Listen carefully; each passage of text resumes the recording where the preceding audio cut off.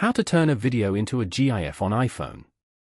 To get started, first of all go ahead and open up the Shortcuts application on your phone. Make sure your Wi-Fi connection is on. Tap on the Gallery tab in the bottom right corner. In the search bar at the top, type GIF.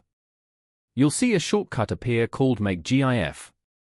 Tap the little plus icon next to it to add this shortcut to your library. Now you're ready to make a GIF at any time. Go back to your main shortcuts list by tapping the All Shortcuts tab on the bottom left. Tap on the Make GIF button you just added. Your photo library will open. Choose the video you want to convert.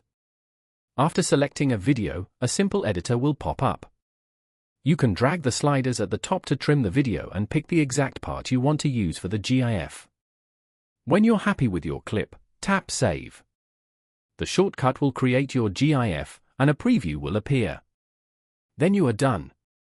Following these simple steps, you can easily turn a video into a GIF on the iPhone.